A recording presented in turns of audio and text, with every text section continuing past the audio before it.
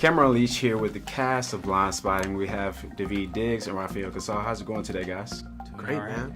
I pronounced it right? Are we Yeah, good? yeah. Solid. How y'all feeling? Your movie's coming out. It's Saturday morning. Yeah, that's Sure the first is. time I Isn't heard this what where you day wanna it is. be? It is. Yeah, exactly, man. Surrounded by our accomplishments.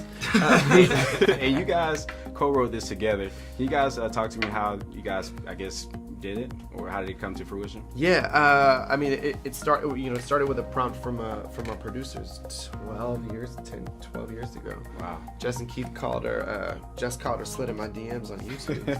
YouTube DMs. Whoa, Wow. Throwback. That's a successful. That's that DM old slide. school. Yes, this is a Old- successful exactly. slide. We got Alright. the New York Times had to fact check that one. Yeah, they were like, They were like, I'm sorry, they're. YouTube has DMs. The whole thing. They We're old. did, but she found sort of poetry and music videos of mine online, and wondered if I was interested in potentially approaching a film script with that kind of language as the spine of it. David and I were already working together a bunch at that point. Not too long after they were introduced to David, and sort of the four of us decided we really wanted to do this together, something that David and I would write together and would perform together.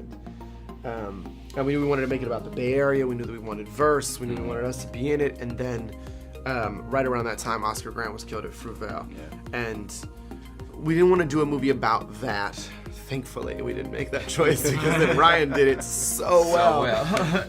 But we wanted to do it about the town, about the conversation that was happening in the city, and what that sparked between people. People from the same place, from a lot of the same context. These narrow gaps between people's experiences and how sort of divisive it was. And so that set us on this 10-year path of making this film out. And for the live stream viewers who haven't seen a promotion yet or a commercial yet, can you set the setting for what this film is, or what is it about? Yeah, Diggs can give you a synopsis. It's about two lifelong friends, Colin and Miles. Yeah. Growing up in the city of Oakland, California. Wow, snaps. Colin is on the last 3 days of his probation for a violent crime, and they are working as movers. And on his way home one night, Colin witnesses a police shooting of an unarmed black man, and the story is about how their friendship and really their community is sort of changed over the course of the next 3 days after that. Yeah, and it's really, for us, so much of it was about showing off Oakland accurately, what we believe to be accurately. It was, we wanted to see sides of the town that we'd never seen before and tell stories that we know to be true, but that we had never seen represented in film. And the other side was to sort of tell the story of these two friends and of the having to have conversations and challenge their friendship in ways that hadn't happened before. We love buddy comedies. We love like the buddy comedy trope. We wondered what happens if you don't ignore the world surrounding the buddy comedy. And it's interesting because you guys, your characters are very from similar backgrounds, but you guys look differently, treated differently, sort of, kinda. But you there's a juxtaposition there that I think the viewer will soon understand by the end of the film that you guys really aren't that different. What is your take on, like, I guess, interracial friendships, interracial dating? I mean, it's 2018. What's your thoughts on that? How do you feel about interracial dating? I'm pro that. I don't know, like what. I mean, but honestly, I think the what's important about, you are right. They are very similar. The context around them is changing, and that's the interesting part of this discussion for us, right? The ways they are able to exist around each other have to be examined because of the new influx of people in the city, right? It was never a problem before. Like, Colin and Miles didn't really have problems before.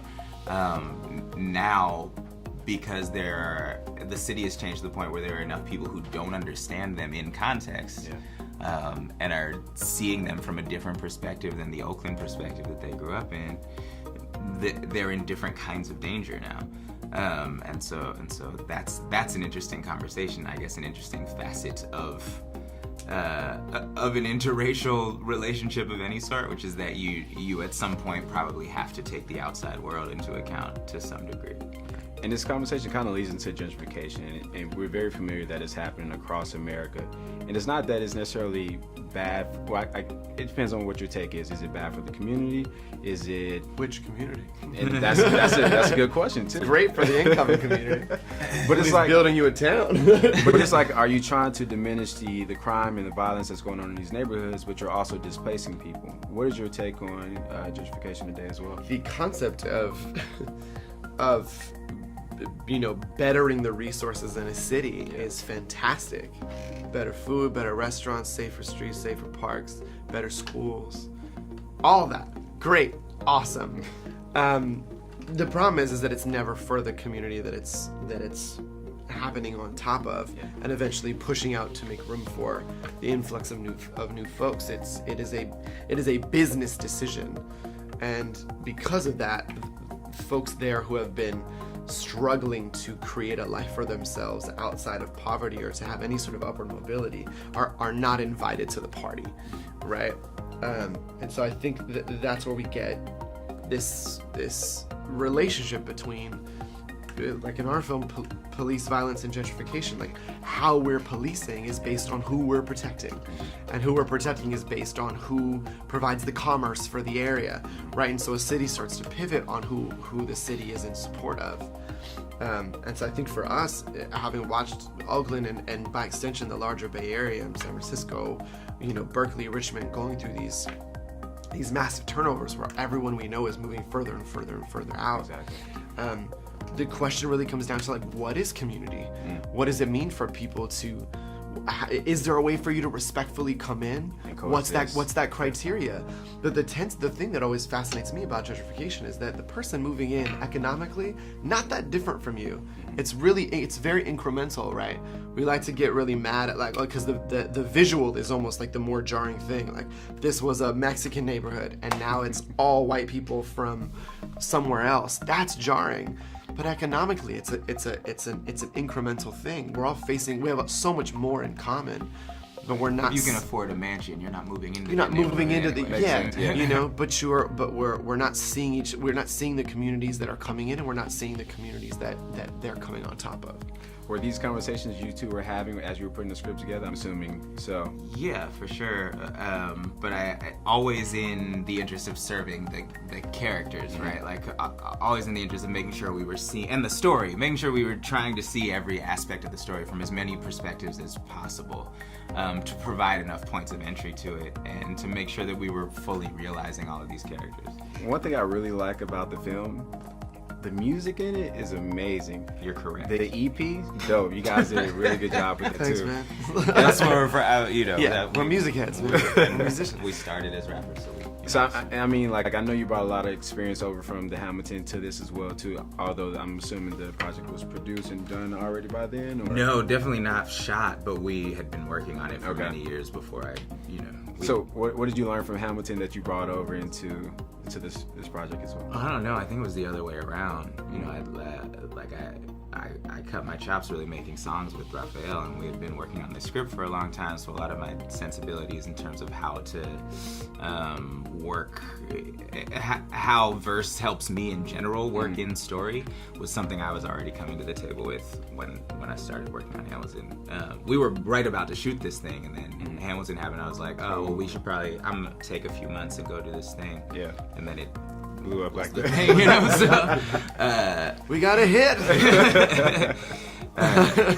So to get to come back to it was kind of great, and even though, and I'm sure it helped out the project too. I guess on the other end of it, for sure. Selling it, getting eyes on it for sure. Made it really hard to shoot it because he got busy. All I had was, we shot it in 22 days because I only had 22 free days that year. So, and you guys are going on like Jimmy Fallon, Jimmy Kimmel, Stephen Colbert too. I think you had a chance to rap with Black Thought too. Yeah. How was that experience, man? It's great, man. I mean, that whole squad, the Roots, has been super supportive. They're generally like very supportive people. And Black Thought is we run a program called Bars Workshop out in the Public Theater, and great. Thought's been there, and done master classes with the students, and he's such a thoughtful, interesting guy. And also, like, just rapper to rapper, right? He only gets better. You know what I'm saying? The thing he just put out is the best music he's ever put out. Project like, for too. bars, Yeah. but in terms of just like the bars he's spitting, he just like, and I've been listening to him my whole life, damn near, you know. So like that, it's crazy to watch somebody so committed to the craft that they just improve. And he got raps on deck. He'll just sit here and spit. He just from picked up memory where you like picked off, too. 64 bars, just like. That's crazy. This film is getting like positive reception, it seems, so far. MC Hammer is, you know, he's like supporting the film. How was that for you guys? It's like it's MC Hammer. Like, That's the. You know. The same way you feel about it is how we feel about it. Yeah, that's the Hammer, you're like, hero, what? When I was a kid on 44th Street, me and all the other dudes on the block called ourselves the Little Hammers.